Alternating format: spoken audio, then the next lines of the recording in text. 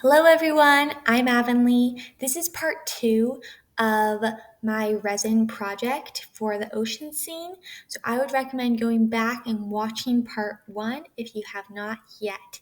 This is just the mixing part. So if you're interested in watching mica powder mixed with the resin, continue watching by all means. But if you have no idea and are just jumping into this, I would recommend going back to part 1 and start from the beginning and then hitting part 2 with the mixing and then part 3 when I finish it all out. Thank you.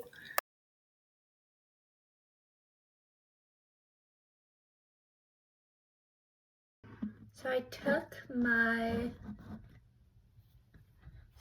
gloves off because I'm going to now mix the mica powder in. So I'll use my gloves when I'm touching the stir stick because I'm sure it's coated in resin. But for now, just for the pouring part, I kind of want violet to be the least because I really want my blues to show. So I'm going to put it in the one that had just a little bit of resin in it. I'm just putting a tiny fraction of an amount, as you can see, just a little bit, but it coats throughout the whole thing and makes it look beautiful. So the golden blue I'll do next. I think I'll put it in this one. I'll use a little bit more because there's more resin in that cup.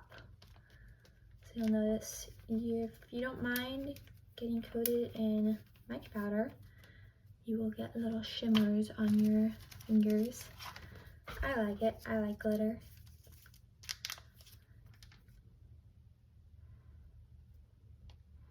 I want to keep this pretty potent, so put a little bit more in there, as you'll maybe can see. I don't know. It's not. Wait, can you see it now? Maybe not. It's a little hard without the light. I need like a light right above there. And finally, the silk blue, the lightest one. I'm gonna make this pretty potent as well. Probably the most potent out of all of them, which means it has the most quantity of mica powder ratio to resin.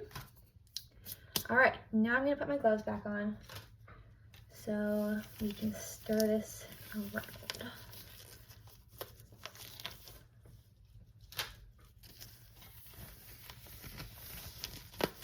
Cool.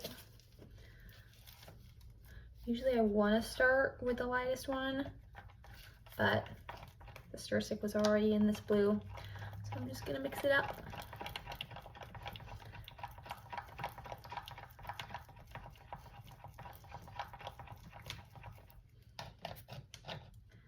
Beauteous. And I'll do the next one. Actually, I'm gonna do my light one. You just wanna mix until you see it all come together and form the color. Kind of just like mixing batter. If you can tell there's still baking soda going around with that egg and milk, it's probably not mixed. But this looks pretty good. So I'm gonna say we're done with that one. And I'm not caring if there's a little bit of a different color blue on this. Since it's all blue, it's all family.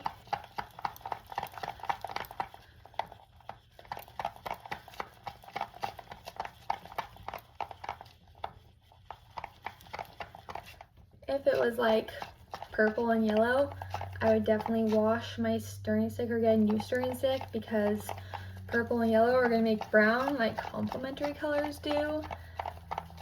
But since it's all blue, I am not bothered about it at all. This one's the easiest because it's the least amount of resin. Actually, you can always add more if you don't like the color. Right now, it just looks really opaque. It doesn't look like super vibrant. So I think I need to add some more purple. Like, look at that. It's not very vibrant. So add more purple, that's fine. So I'm gonna take off both gloves, the hassle.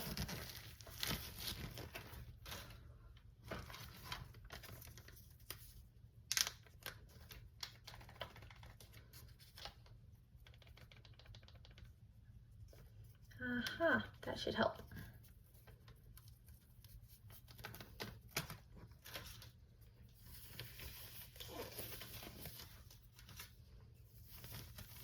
So far, I have not gotten any resin on my hands in all the taking on and off of the gloves, so I'm very thankful for that, because usually I tend to get some resin on my hands because I'm not careful.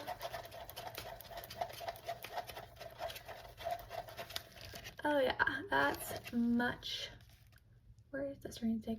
That's much more purple and vibrant. So we're gonna say good on that, ready to pour. Actually, wait, we're gonna wait 20 minutes, then we'll pour. I'll set the timer.